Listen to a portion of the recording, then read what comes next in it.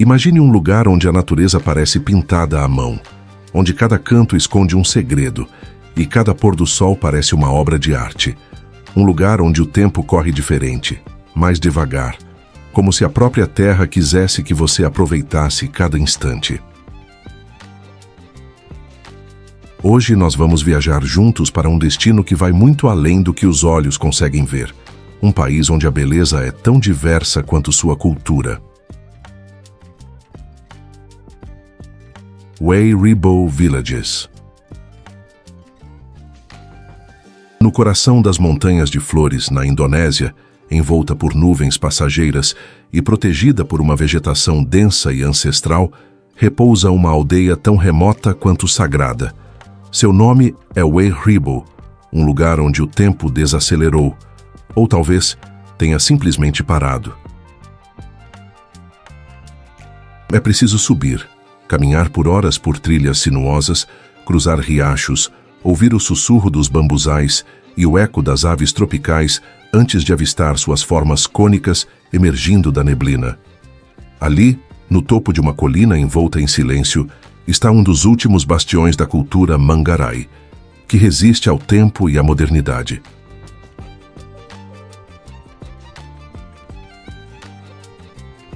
Com apenas 7 casas principais, conhecidas como Mbaru Nyang, dispostas em círculo como uma constelação terrena, a aldeia é o coração pulsante de uma comunidade que preserva sua identidade por meio da arquitetura, dos rituais e da oralidade.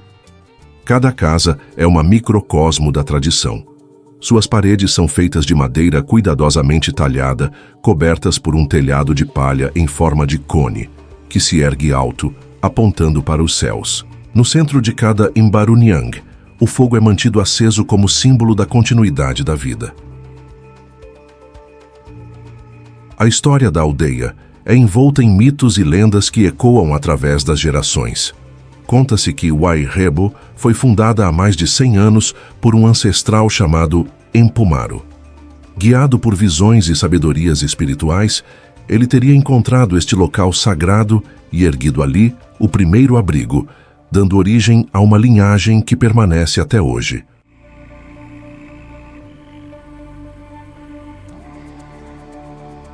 A cada geração, os rituais são transmitidos com reverência.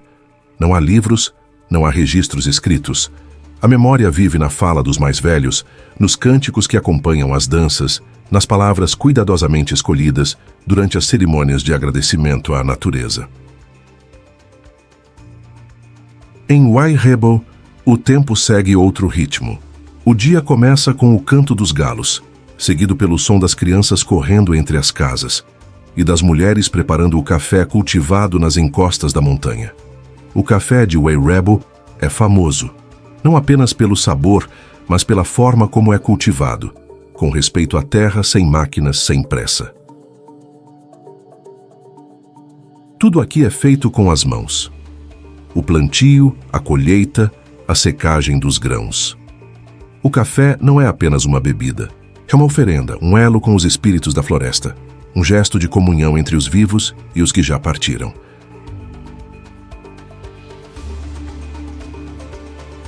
Lombok. Lombok é uma promessa, de natureza intocada, de espiritualidade viva e de uma cultura que pulsa com orgulho silencioso. Localizada a leste da famosa Bali, ela é muitas vezes esquecida, e talvez seja justamente por isso que guarda uma pureza rara. A ilha de Lombok é uma terra de contrastes. Montanhas que tocam as nuvens se erguem em seu interior, enquanto praias de areia branca se estendem ao longo de sua costa. A cada curva, o cenário muda. Selvas densas, vilarejos tranquilos, campos de arroz que dançam ao vento e templos que sussurram segredos antigos.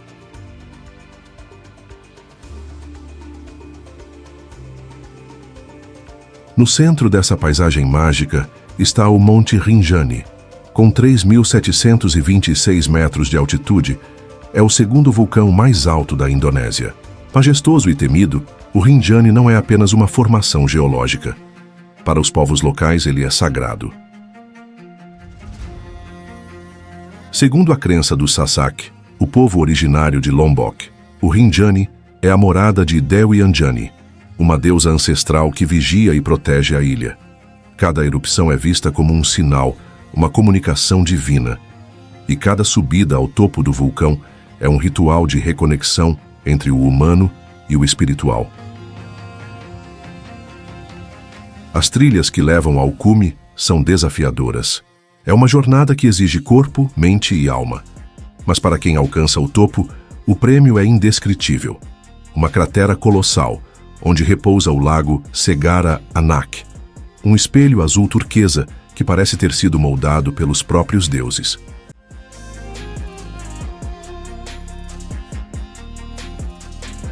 Ao redor do Rinjani, a vida pulsa com um ritmo ancestral. Os Sasaki preservam práticas que remontam séculos. Agricultores, artesãos, curandeiros, cada um tem seu papel na aldeia. O tempo é contado pelas colheitas, pelas luas e pelas histórias que ecoam de geração em geração. Suas casas são feitas de bambu, barro e palha, materiais simples, mas que dialogam com o clima e com a terra. As mulheres Sazak são tecelãs habilidosas. Seus tecidos, conhecidos como sonket, são vibrantes, feitos à mão e carregam símbolos de identidade, fertilidade e força espiritual.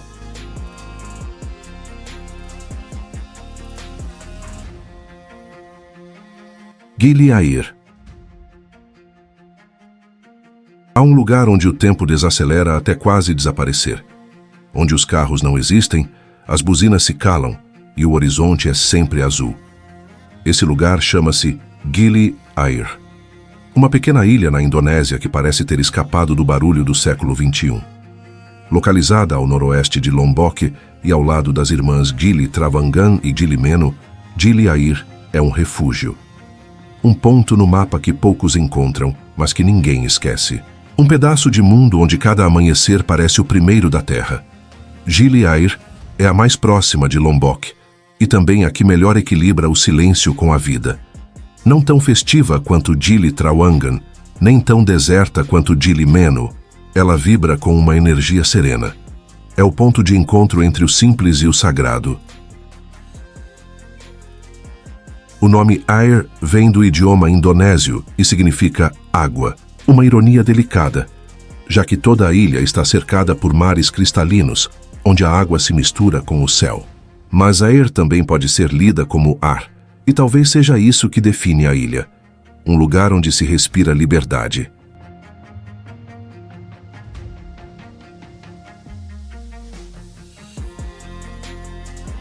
Ao chegar em Gili Air, o mundo muda de tom. Não há veículos motorizados. O som dominante é o das ondas, dos passos na areia, dos cascos dos cavalos puxando carrinhos de madeira. Os tradicionais sidomos. Bicicletas são o principal meio de transporte, e mesmo elas, às vezes, são deixadas de lado, porque Gili Air é do tamanho da contemplação. Uma caminhada de 2 horas é suficiente para dar a volta completa na ilha. Ao percorrer esse caminho, não se vê placas luminosas, nem edifícios altos. Vê-se o mar, as palmeiras, os bares rústicos de madeira e as cabanas com almofadas coloridas onde mochileiros leem, sonham e escrevem. Há uma beleza informal em Gili Air, uma desorganização encantadora. É uma ilha onde os pés descalços são o traje oficial, onde o sal no cabelo e o cheiro do mar são parte da identidade. Mas Gili Air não é apenas paisagem, é também uma alma viva, uma fusão de culturas, de línguas, de sorrisos vindos de todos os cantos do planeta. Balineses, Sazak, europeus, nômades digitais, artistas, mergulhadores, todos ali, vivendo em harmonia, como se o tempo tivesse ensinado a coexistência.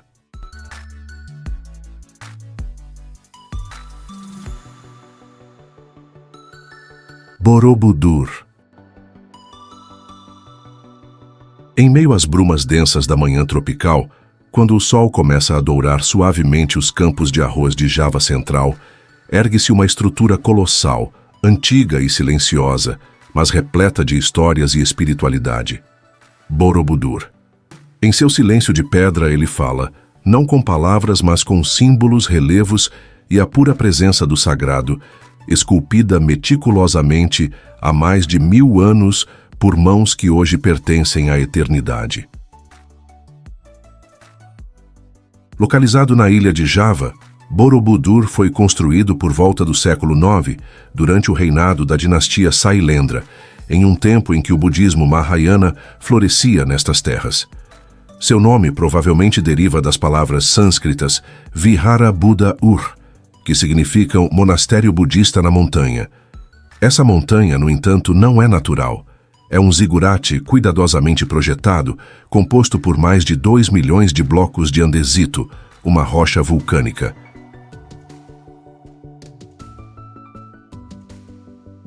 Com 34 metros de altura, 9 plataformas e uma estupa central coroando o topo, Borobudur é mais que um templo. É um cosmos inteiro contido em pedra. De cima, seu contorno circular lembra uma mandala tridimensional. De baixo, é uma jornada, da ignorância à sabedoria, da ilusão à verdade. A jornada começa na base do templo, nas paredes da plataforma inferior, onde centenas de painéis esculpidos retratam o Kamadhatu, o reino dos desejos, o plano onde os seres estão presos aos ciclos de nascimento e renascimento. As cenas ali representadas falam da vida cotidiana, dos vícios, da luxúria, da violência e das paixões humanas. É um espelho da vida mundana, do sofrimento que nasce do apego.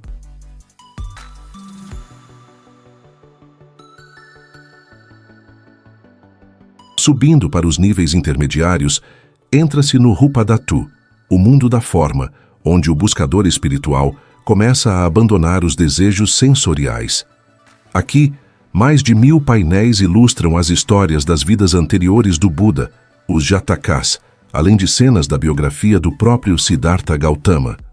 A arte é de uma precisão extraordinária, rica em detalhes e expressão, guiando o peregrino em direção à compreensão mais elevada. Nos níveis superiores, os muros dão lugar ao espaço aberto.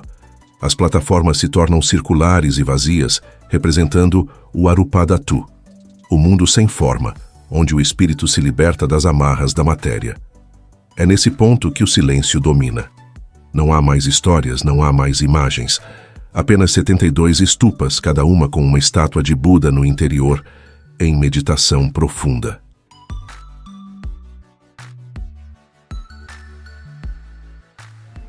Bali. Seu nome é Bali, mas para muitos ela é mais do que um ponto no mapa.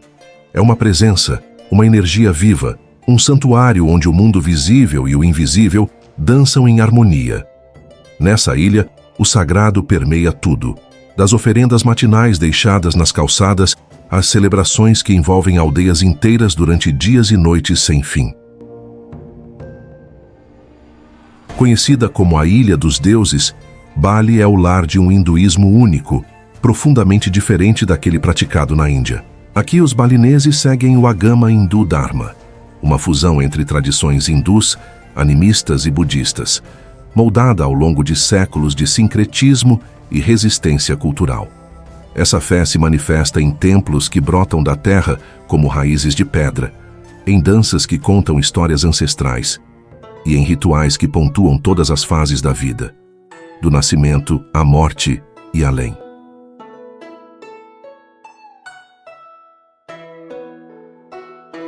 Caminhar por Bali é como adentrar uma tapeçaria viva de símbolos e significados. As ruas são adornadas por Kanang Sari, pequenas oferendas feitas com flores, folhas de bananeira e incenso.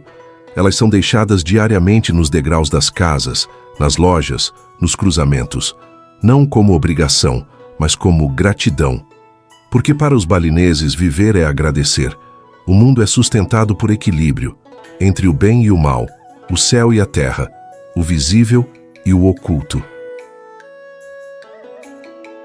Geograficamente, Bali é uma ilha vulcânica. Seu coração é dominado por montanhas sagradas, como o majestoso Monte Agung, que se eleva a mais de 3.000 metros acima do nível do mar. Para os balineses, Agung é a morada dos deuses. Ele representa o eixo do universo, e todas as aldeias da ilha são orientadas em relação a ele. O alto é o puro, o baixo, o profano. Tudo está em relação. Nada é neutro.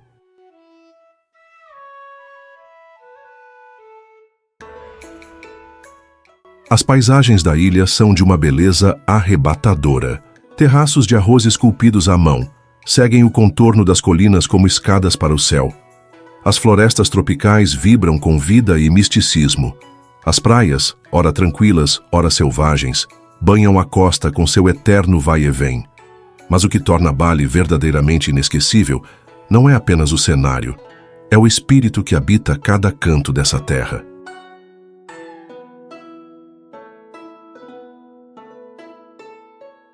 Ubud. No coração da ilha de Bali, longe das praias e do turismo ensurdecedor da costa, Ubud se ergue como um santuário, um refúgio de alma, um espaço onde o mundo desacelera e o espírito, enfim, respira. O nome Ubud vem de Ubad, que significa remédio em balinês antigo. E não é por acaso. A cidade nasceu como um lugar de cura, de encontro entre o visível e o invisível, entre a terra e o divino. Um lugar onde a arte, a espiritualidade e a natureza entrelaçam-se como raízes sob o solo fértil, criando uma vibração única, impossível de medir, mas impossível de ignorar. Aqui, tudo parece dançar. As folhas dançam com o vento, a fumaça dos incensos dança no ar, as sombras das palmeiras dançam sobre os templos, até o silêncio dança em Ubud, um silêncio vivo, preenchido por sinos, cânticos, passos descalços e sorrisos que brotam como flores inesperadas em uma manhã úmida.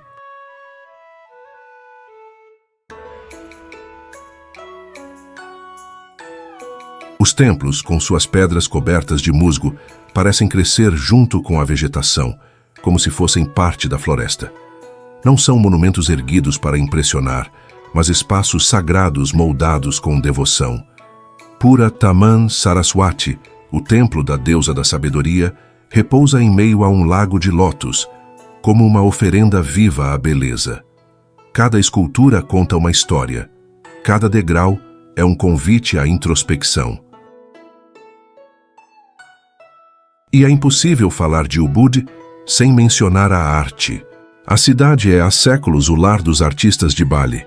Pintores, escultores, dançarinos, músicos, poetas, todos encontram aqui um lar, um espaço fértil onde a criação floresce como os arrozais nas encostas. A arte em Ubud não está isolada em museus. Ela está nas paredes, nas roupas, nos gestos cotidianos. Ela é o próprio modo de viver.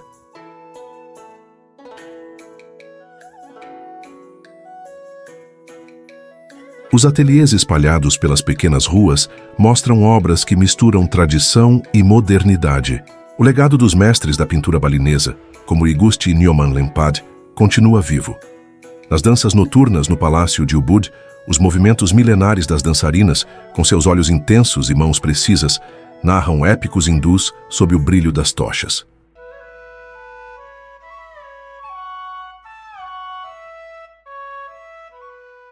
Nusa Lembongan. Um nome que parece sussurrar com o vento, vindo de um lugar onde o tempo desacelera e o mundo moderno se dissolve como espuma nas ondas. Localizada a apenas 30 minutos de barco da costa sudeste de Bali, essa pequena ilha indonésia guarda segredos que nem mesmo os mapas ousam revelar por completo. Distante do tumulto de Kuta e do burburinho espiritual de Ubud, Lembongan é um refúgio onde a natureza ainda dita as regras, onde o mar é um deus azul e o silêncio, um aliado constante. A primeira sensação ao pisar em sua terra é o cheiro salgado da brisa, o calor suave do sol filtrado por folhas de palmeiras e uma calma quase indescritível, uma calmaria que envolve corpo e alma como se houvesse ali algo ancestral, algo eterno. Durante séculos, a ilha foi lar de pescadores e agricultores de algas, que ainda hoje, ao amanhecer, caminham pela costa carregando cestos trançados com as mãos, repetindo rituais antigos com a dignidade silenciosa de quem conhece os ciclos da natureza. As algas cultivadas em retângulos perfeitos no mar raso brilham ao sol como campos de esmeralda líquida. Um cultivo que não é apenas sustento, mas herança. Cultura, memória viva.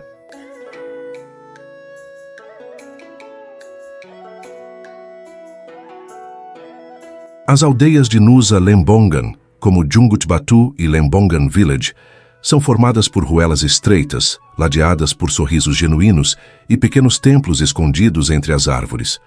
Os moradores caminham devagar, com os pés descalços tocando a terra, como se soubessem que cada passo é sagrado. Os dias aqui não são contados por horas, mas por marés. E então há o mar. Um azul que desafia os limites da linguagem. Em Mushroom Bay, ele adormece calmo e translúcido como uma lagoa encantada. Em Dream Beach, ele se agita, selvagem, quebrando em espuma contra as rochas calcárias. Cada praia é um cenário com sua própria alma, sua própria voz. Cada grão de areia guarda histórias de sereias e tempestades antigas.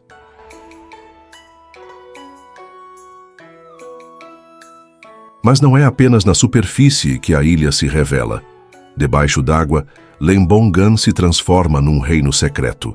Os recifes de corais abrigam um espetáculo de cores e formas que parece não ter fim. Mantas gigantes deslizam com majestade, como anjos do oceano. Peixes palhaço dançam entre anêmonas. Tartarugas marinhas seguem seu caminho milenar, indiferentes ao passar do tempo.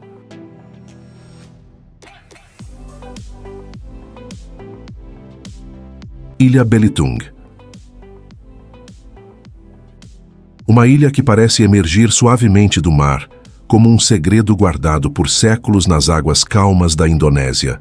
Situada entre Sumatra e Bornéu, ela permanece longe dos holofotes, escondida dos grandes roteiros turísticos, como uma joia que ainda brilha discretamente, intocada pela pressa do mundo.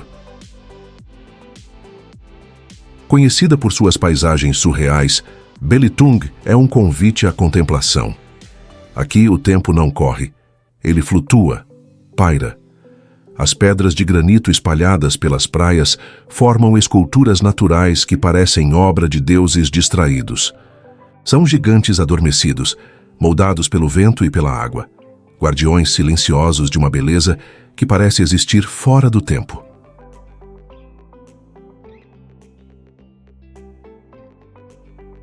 A costa de Belitung é um espetáculo à parte. Suas águas têm tons de azul que desafiam a paleta dos artistas. Turquesa, cobalto, safira. E quando tocam a areia branca, quase prata, criam uma dança de luz e cor que fascina os olhos e acalma o espírito. Na praia de Tanjung Tindi, os blocos de granito se erguem como colunas ancestrais. Entre eles, piscinas naturais se formam, convidando ao mergulho e à pausa. É fácil entender por que esse lugar serviu de cenário para o filme Laskar Pelangi, que revelou ao mundo não apenas a beleza da ilha, mas também a força e a ternura de seu povo. Foi ali que crianças sonharam alto, entre escolas simples e horizontes infinitos, inspirando milhões com sua fé na educação e na esperança.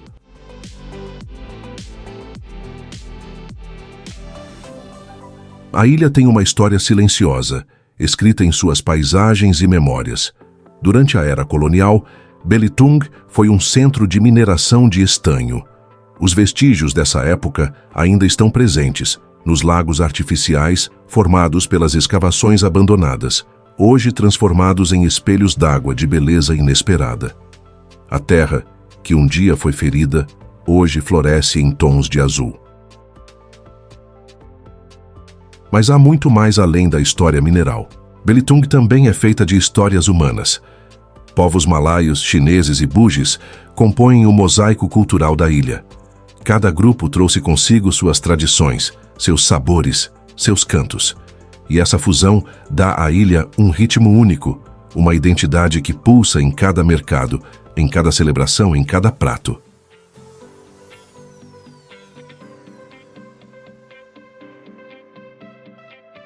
Ilha Wakatobi. Um arquipélago perdido no sudeste das Célebes, onde o tempo parece ter parado para contemplar a beleza que brota do mar. Seu nome vem da união das 4 principais ilhas que o formam: Wangi Wangi, Kaledupa, Tomia e Binonko. 4 sílabas, 4 pedaços de terra cercados por um oceano de vida.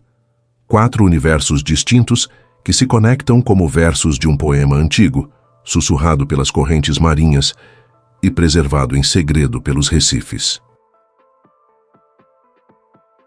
O Parque Nacional Marinho de Wakatobi é uma das maiores áreas protegidas de recifes de coral do mundo. Mais de 13 mil quilômetros quadrados de pura biodiversidade. Um santuário ecológico onde vivem mais de 750 espécies de corais, quase o dobro do que se encontra no Caribe inteiro. Aqui, o mar é um templo, e os corais, seus vitrais coloridos.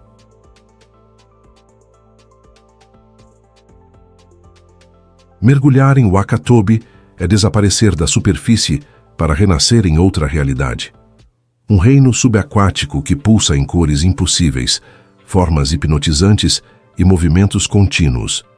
É como entrar em um sonho vívido, onde as fronteiras entre o real e o onírico se dissolvem na transparência da água. Peixes-anjo, nudibrânquios, moreias, tartarugas verdes, golfinhos, mantas que deslizam com a calma dos sábios, cardumes que se movem como coreografias perfeitas, luzes cintilantes em sincronia. Em cada canto do arquipélago há um mergulho inesquecível, um espetáculo que se repete todos os dias há milênios, diante de olhos que sabem ver.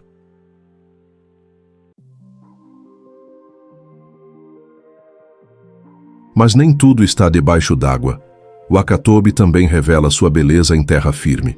As ilhas são cobertas por vegetação densa, praias de areia branca como farinha fina, falésias esculpidas pelo vento e cavernas escondidas que guardam segredos de pedra e sombra. É uma paisagem que convida à contemplação, ao silêncio, à escuta. Wangi Wangi, a porta de entrada do arquipélago, é onde a terra começa a falar.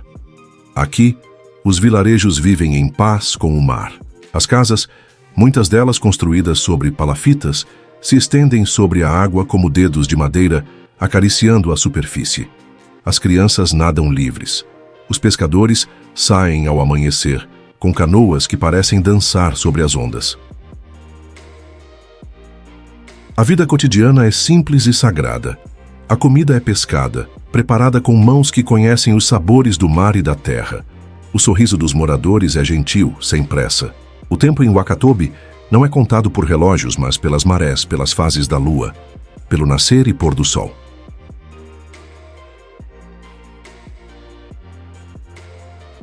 Komodo National Park. No coração do arquipélago indonésio, entre as ilhas de Sumbawa e Flores, existe um santuário que parece ter sido arrancado das páginas de um livro de fantasia ancestral. Um lugar onde o tempo desacelera, a natureza reina com exuberância feroz e os últimos dragões da terra ainda caminham em liberdade. Esse lugar é o Parque Nacional de Komodo. Fundado em 1980, inicialmente com o objetivo de proteger o maior lagarto do mundo, o temido e reverenciado dragão de Komodo, o parque evoluiu para muito mais do que um simples refúgio para répteis pré-históricos. Ele é hoje um patrimônio mundial da Unesco, um dos ecossistemas marinhos mais ricos do planeta e uma joia da biodiversidade da Indonésia.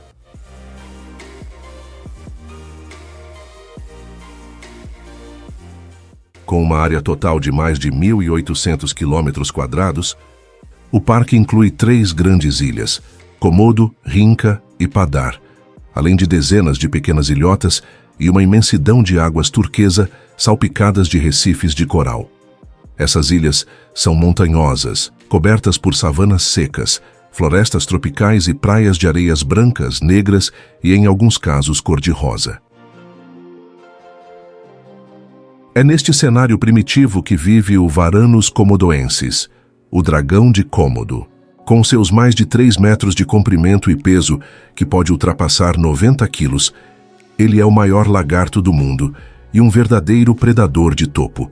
Seus dentes afiados e sua saliva repleta de bactérias letais tornam qualquer mordida uma sentença de morte lenta.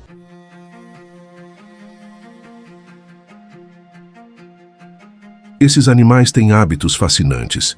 São caçadores oportunistas, capazes de perseguir veados, búfalos, javalis e até outros dragões. Mas também são pacientes, aguardando por horas em silêncio até que a presa esteja ao alcance. Quando atacam, é com brutalidade e precisão. Mas talvez o mais assustador de tudo seja a sua inteligência. Dragões de Komodo reconhecem rostos, sabem contornar obstáculos e, segundo alguns pesquisadores, são capazes de se comunicar entre si por meio de posturas e sons guturais. O comportamento reprodutivo também é digno de nota. As fêmeas podem colocar até 30 ovos por vez, enterrando-os cuidadosamente para protegê-los dos predadores. E, em um fenômeno raro no reino animal, algumas podem se reproduzir por partenogênese, ou seja, sem contato com um macho. Uma capacidade evolutiva que talvez explique sua persistência por milhões de anos.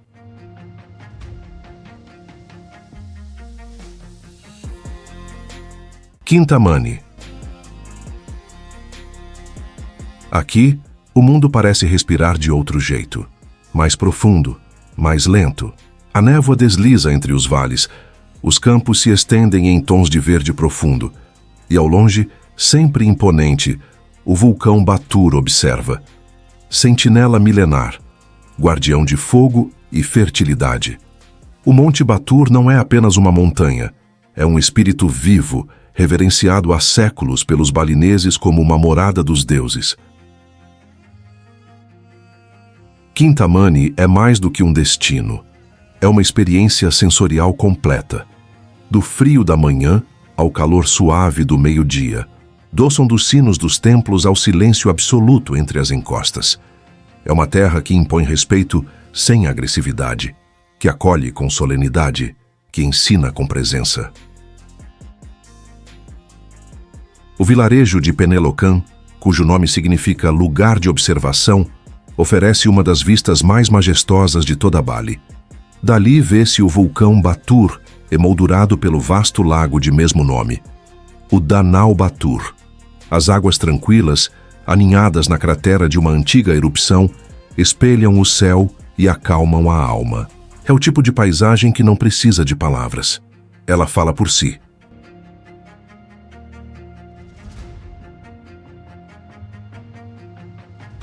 O Lago Batur é o maior de Bali. Suas águas negras e profundas carregam segredos antigos. Mitos contam que ali vive a deusa Danu, divindade das águas, protetora das fontes e dos campos. Em suas margens, o templo Ulun Danu Batur ergue-se como uma oferenda à divindade. Um espaço de oração, de equilíbrio, de conexão entre o visível e o invisível. Os balineses vêm de todas as partes da ilha para prestar homenagens nesse templo. As cerimônias são grandiosas, mas não ostensivas. Tecidos coloridos, flores, arroz, incensos, orações murmuradas. Há uma beleza discreta em cada gesto, uma dignidade tranquila que emana de uma espiritualidade incorporada no cotidiano. O Monte Batur, com seus 1.717 metros de altitude, é um vulcão ativo. Suas erupções moldaram a paisagem atual e deixaram cicatrizes de lava, que ainda se vêem negras e vívidas, como registros geológicos do poder da Terra. Mas também é um dos destinos mais procurados para trilhas ao nascer do sol.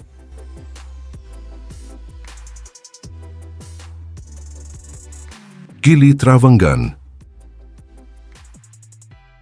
Em um ponto quase esquecido entre as ondas do Oceano Índico, a oeste da ilha de Lombok, desponta uma pequena joia cercada por águas cristalinas e envolta em mistério, música e magia tropical.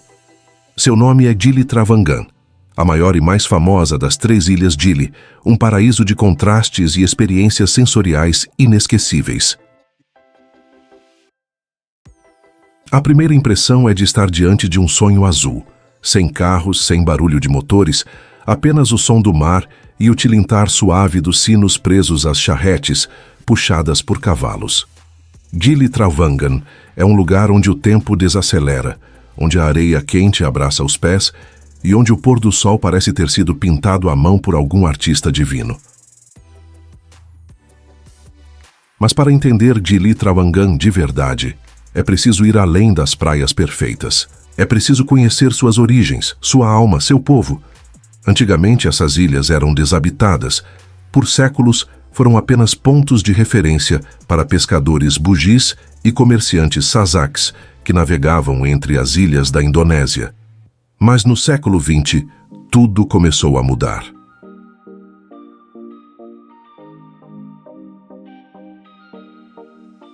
Durante a ocupação japonesa na Segunda Guerra Mundial, Gili Travangan foi usada como ponto de observação e abrigo. Após o conflito, comunidades de pescadores começaram a se fixar por ali.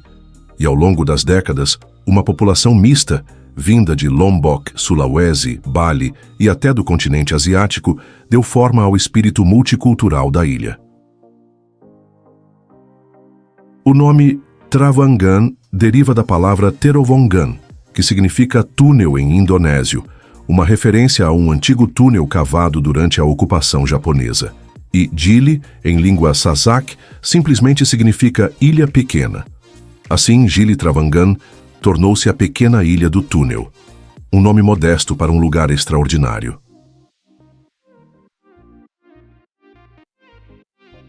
Hoje, Gili Travangan é um destino internacional. Um caldeirão de culturas onde mochileiros, mergulhadores, artistas, nômades digitais e buscadores de paz se misturam aos moradores locais, criando uma comunidade vibrante, fluida e, ao mesmo tempo, profundamente enraizada em tradições e espiritualidade. A ausência de veículos motorizados é um dos primeiros encantos. Em Gili, os deslocamentos são feitos a pé, de bicicleta ou de charrete, conhecidas como sidomos. O ritmo da vida se ajusta à lentidão saudável da natureza. Não há buzinas nem fumaça. Apenas a brisa marinha e o som de risadas vindo de algum bar à beira-mar.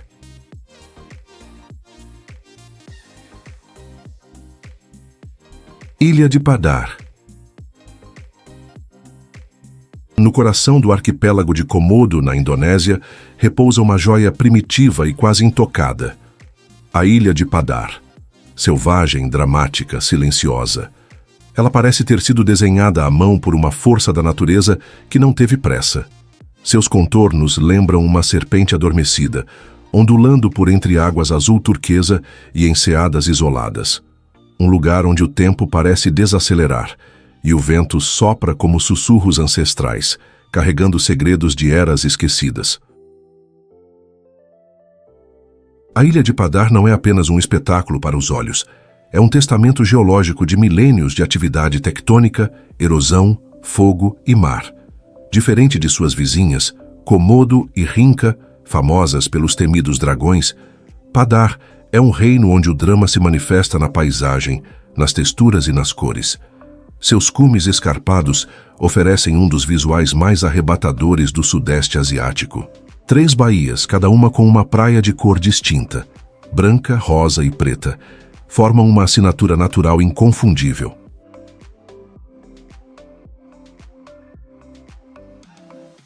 Durante muito tempo, Padar permaneceu à margem dos holofotes.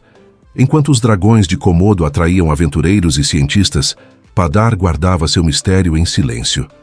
Mas aos poucos, exploradores, fotógrafos e amantes da natureza começaram a escalar suas colinas e descer por suas trilhas estreitas. O que encontraram ali foi mais do que beleza. Encontraram um mundo à parte. O nome Padar ressoa como um eco ancestral, embora sua origem seja incerta. Não há consenso sobre seu significado, mas há algo de poderoso e rústico em sua sonoridade. Ela parece carregar consigo uma herança que vai além da linguagem. um vínculo direto com a terra, com os elementos, com tudo o que é essencial e primordial. Localizada entre as ilhas de Komodo e Rinca, Padar é a terceira maior ilha do Parque Nacional de Komodo, declarado Patrimônio Mundial pela Unesco em 1991. Apesar de estar dentro dos limites do parque, Padar não abriga mais os famosos dragões.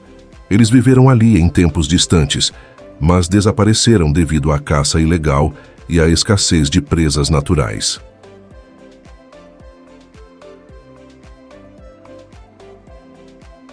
Karimunjawa. Muito além dos mapas turísticos mais populares da Indonésia, há um santuário escondido entre o Mar de Java e o silêncio das correntes oceânicas. Karimunjawa. Um nome que soa como promessa, como segredo sussurrado por marinheiros antigos. Um arquipélago que permanece até hoje como uma joia semi-oculta, cintilando entre o azul profundo e o verde esmeralda. Composto por 27 ilhas, das quais apenas algumas são habitadas, Karimunjawa é um lugar onde o tempo desacelera, onde os relógios perdem a utilidade e os dias se medem pela dança do sol e o vai e vem das marés. Aqui, a natureza dita o ritmo, e quem chega, cedo percebe. Não se trata apenas de um destino, trata-se de um estado de espírito.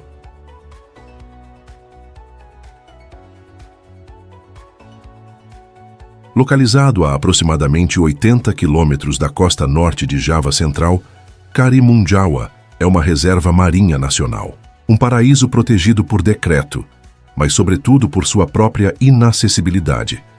Durante décadas, o difícil acesso manteve a região isolada, poupando-a da fúria do turismo de massa e do desgaste acelerado que acompanha a pressa moderna. O nome Karimunjawa carrega histórias que se perdem no tempo. Alguns dizem que deriva da frase Kremun Kremun Saking Jawa, em javanês, que significa vagamente visível de Java, uma alusão à sua aparição difusa no horizonte. Outros afirmam que o nome tem raízes árabes, trazido por comerciantes ou missionários do passado. Seja qual for sua origem, há magia na palavra, um sussurro de aventura e descoberta. O arquipélago é uma tapeçaria viva de recifes de coral, manguezais, savanas costeiras e florestas tropicais. Um mosaico de biodiversidade que abriga mais de 300 espécies de peixes, 90 tipos de corais e dezenas de aves endêmicas. As tartarugas marinhas, verdes e de casco de pente, encontram aqui um dos poucos refúgios seguros para nidificação.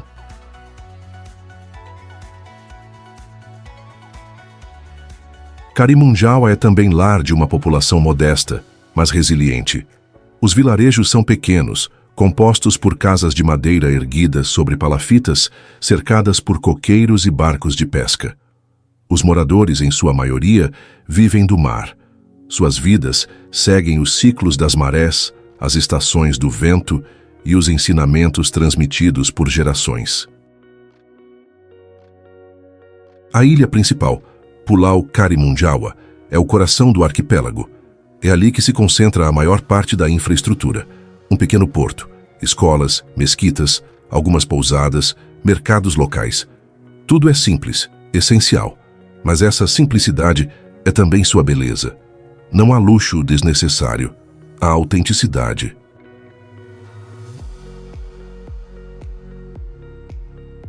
Lago Toba. Situado a 900 metros acima do nível do mar, o Lago Toba se estende por mais de 100 quilômetros de comprimento e cerca de 30 de largura. Mas seu tamanho é apenas uma parte da história. Este não é apenas um lago, é a cratera de um supervulcão, um dos maiores da história geológica da Terra. E o que hoje é uma paisagem serena e verdejante, nasceu da destruição apocalíptica. Há cerca de 74 mil anos, o supervulcão de Toba entrou em erupção. Foi uma explosão tão colossal que lançou bilhões de toneladas de cinzas na atmosfera, afetando o clima global por décadas. Muitos cientistas acreditam que esse evento causou uma era glacial temporária, reduzindo drasticamente a população humana em todo o planeta. A erupção de Toba é considerada uma das maiores catástrofes ambientais dos últimos 2 milhões de anos. E, no entanto, desse cenário de destruição, nasceu um lago de beleza hipnótica.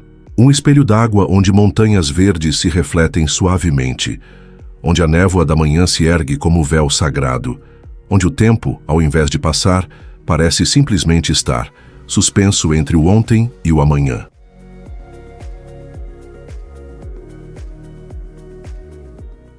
No centro do lago Toba, repousa a ilha de Samosir, uma ilha dentro de um lago dentro de uma cratera.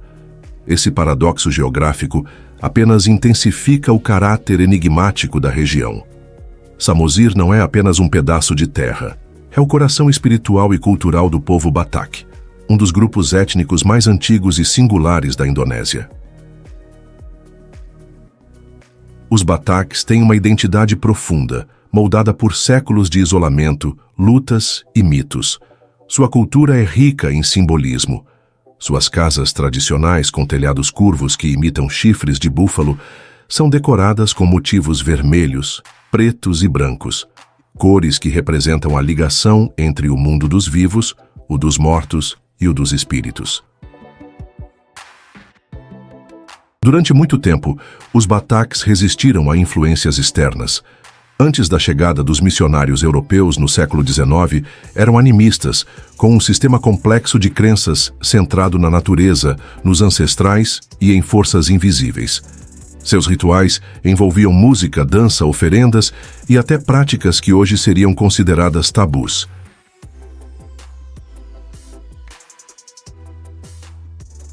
Sumbawa. Essa ilha, parte da província de Nusa Tenggara Ocidental, é frequentemente esquecida no mapa turístico da Indonésia. E talvez esteja aí seu maior tesouro, o isolamento. Um isolamento que preserva não apenas a paisagem, mas a alma de um povo resiliente, de uma cultura viva, de uma terra onde cada elemento parece contar uma história. Sumbawa é marcada por uma geografia dramática, montanhas escarpadas, florestas tropicais, vales extensos e um litoral recortado por baías e penínsulas.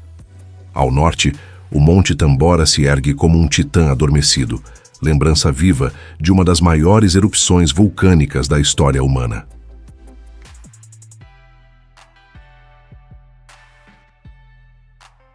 Em 1815, o Tambora explodiu com fúria indescritível.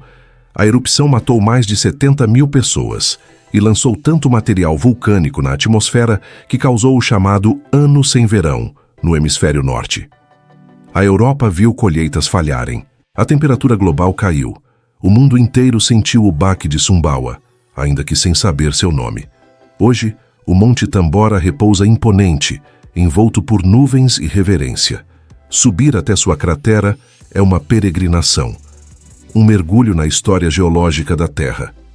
A paisagem ali é surreal. Uma enorme caldeira de 9 quilômetros de largura, onde o silêncio é cortado apenas pelo vento e pelas pegadas de quem ousa escalar sua memória. Mas Sumbawa não vive apenas de tragédias vulcânicas. Ela pulsa em ritmo próprio. Suas planícies são habitat de búfalos, cavalos e rebanhos. A agricultura é feita com mãos firmes, que conhecem o tempo, a terra e os ciclos da chuva. Arrozais, plantações de milho, castanha de caju e algodão cobrem o interior da ilha com tons terrosos e verdes vibrantes. Nas aldeias, o tempo se move devagar. As casas de madeira elevadas sobre pilares protegem contra as cheias e abrigam famílias numerosas. Os tetos de palha lembram casulos, guardando segredos antigos. As crianças brincam descalças, os anciãos observam com olhos que já viram demais.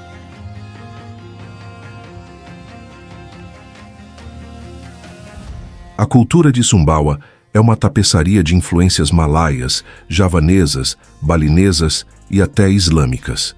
O povo Samawa, no oeste da ilha, fala sua própria língua e preserva costumes que resistem ao tempo.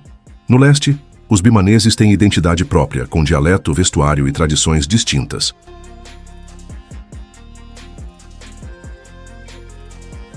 Surakarta.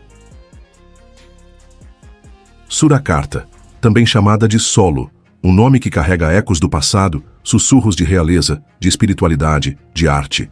Uma cidade onde o tempo não corre. Ele dança. Dança ao som do gamelão, ao ritmo das sombras do wayang, ao compasso do batik que se desenha lentamente à mão. Surakarta não é apenas uma cidade, é uma alma viva. Localizada no coração de Java Central, Surakarta é uma guardiã de tradições javanesas, uma cidade onde a cultura pulsa em cada esquina, em cada mercado, em cada saudação, onde passado e presente não se opõem, se entrelaçam, e onde o invisível é tão presente quanto as ruas, os templos, os rostos. Fundada em 1745 pelo sultão Pakubuwono II, após a destruição de Kartasura, Surakarta tornou-se o novo centro do reino Mataram. A cidade foi pensada como um espaço de harmonia, com palácios alinhados aos princípios cósmicos do javanismo. Aqui, tudo tem significado, nada é por acaso. O urbanismo é espiritual, a arquitetura é oração. O palácio principal, o Keraton Surakarta Hadiningrat, é mais do que uma construção. É o coração pulsante da cidade. Ali ainda vive a linhagem real, e os rituais da corte continuam a ser realizados com a mesma solenidade de séculos atrás. Guardas com trajes cerimoniais, pátios decorados, tronos, objetos sagrados, tudo respira tradição.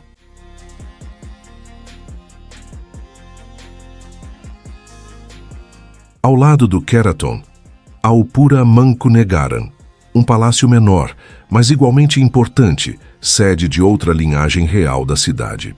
Ambos coexistem como reflexos de um mesmo espelho histórico.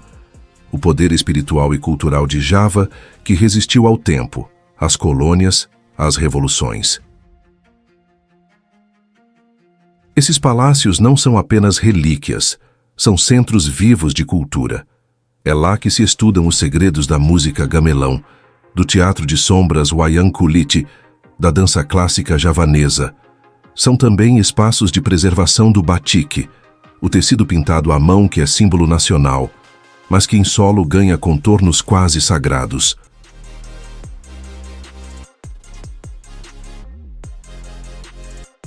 Bandung. No alto planalto de Parahyangan, cercada por colinas verdes, crateras adormecidas e chácaras antigas, repousa uma cidade com alma de artista e passado de revolução. Bandung, chamada por muitos de Paris de Java, mas ela não precisa de comparações. Bandung é única, moderna e ancestral, urbana e montanhosa, vibrante e espiritual. Localizada a cerca de 700 metros acima do nível do mar, Bandung tem um clima ameno que parece desacelerar o tempo. O ar é mais fresco, as árvores são mais altas e a arquitetura, um relicário vivo da história colonial e da criatividade local. Bandung é uma cidade de contrastes harmoniosos, onde o antigo se reinventa e o novo dialoga com a tradição. Fundada oficialmente pelos holandeses em 1810, Bandung floresceu como centro administrativo e, mais tarde, como polo educacional e cultural. Durante o período colonial, os colonizadores planejaram transformar a cidade na nova capital das Índias Orientais holandesas. Não chegaram a concretizar o plano, mas Bandung herdou um legado urbano, arquitetônico e social que ainda define sua paisagem.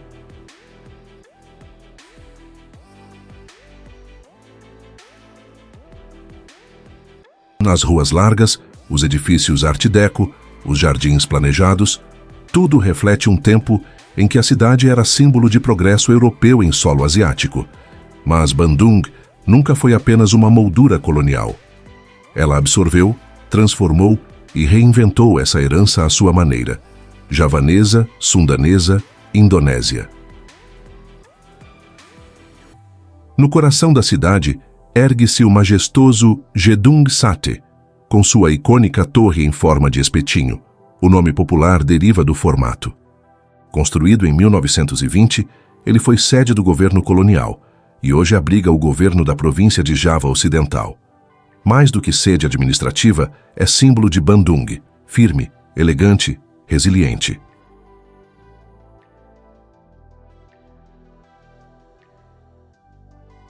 Mas o que realmente move Bandung é sua alma jovem e criativa.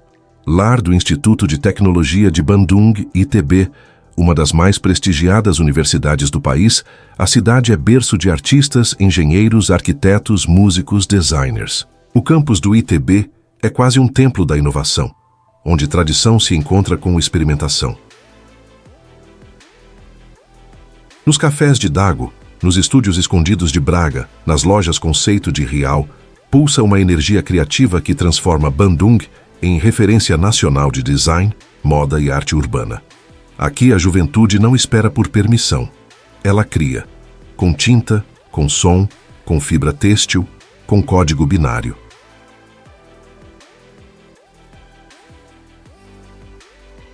Semarang.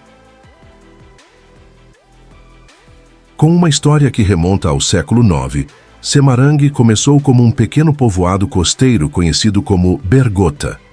Era uma vila cercada por pântanos e colinas, onde as lendas locais narram que espíritos ancestrais protegiam as rotas comerciais que por ali passavam. Mas foi no século XV, com a chegada de comerciantes chineses e árabes, que a região começou a ganhar importância estratégica.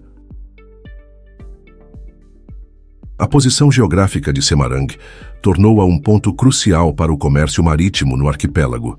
Navios vindos de lugares distantes como Gujarat, Malacca e Cantão ancoravam em seus portos, carregando seda, especiarias, porcelanas e, com eles, também doutrinas religiosas, idiomas e modos de vida.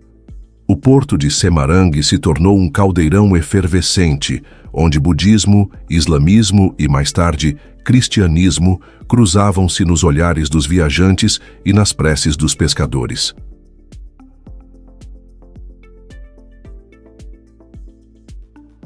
Foi no final do século XVII que a presença holandesa, através da Companhia Holandesa das Índias Orientais, a poderosa VOC, consolidou a importância de Semarang como centro administrativo e militar. A cidade passou a ser desenhada segundo os traços da arquitetura colonial europeia, com fortalezas, igrejas protestantes e edifícios que ainda hoje sustentam memórias de um domínio que marcou profundamente o tecido social da região. A construção do Forte Prins Willem I simbolizou a presença dominante dos holandeses. Ao redor dele, cresceu a parte velha da cidade, hoje conhecida como Kota Lama. Essa cidade velha é um retrato congelado de um tempo em que as carruagens cortavam becos estreitos e sinos de igrejas competiam com os chamados para a oração dos minaretes islâmicos. A arquitetura holandesa sobrevive ali como um testemunho das camadas de história que a cidade abriga.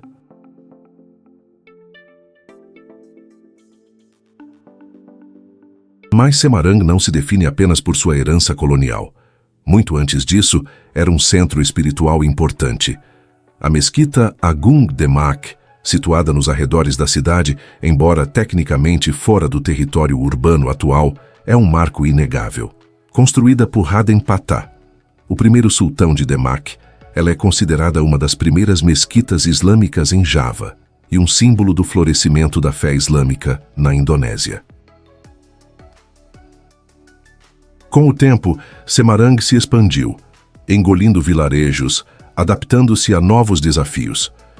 Durante a ocupação japonesa na Segunda Guerra Mundial, a cidade foi palco de confrontos e resistência.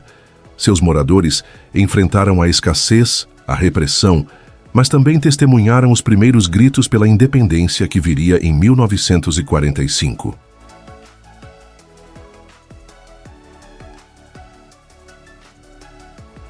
Surabaya. Na foz do rio Mas, diante do Estreito de Madura, ergue-se uma cidade que não apenas sobreviveu ao tempo, mas o desafiou com bravura. Capital da província de Java Oriental, Surabaya é mais que um centro urbano, é um símbolo. Uma cidade onde cada rua ecoa os gritos da luta pela independência. Cada mercado pulsa com a energia das milenares trocas culturais e cada rosto guarda a resiliência de um povo que nunca aceitou a submissão. O nome Surabaya tem origens lendárias. Deriva das palavras Sura, que significa tubarão, e Baia, que significa crocodilo. Dois animais míticos que teriam travado uma batalha feroz nas águas da cidade. Essa fábula, mais que uma metáfora zoológica, representa a eterna tensão e o equilíbrio entre forças opostas. Um embate entre coragem e astúcia, entre o mar e a terra, que molda o espírito da cidade até hoje.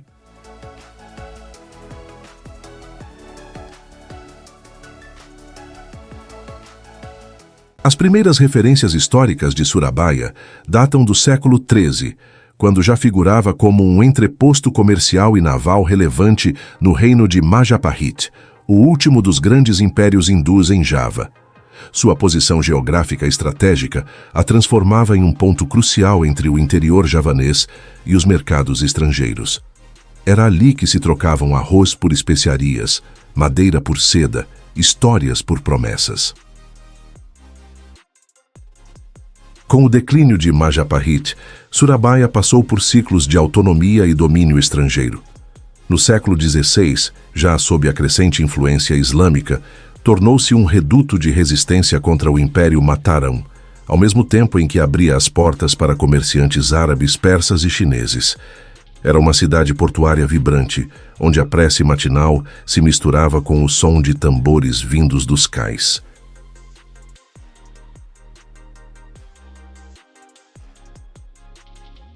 A colonização europeia, primeiro portuguesa, depois holandesa, redesenhou o destino de Surabaya.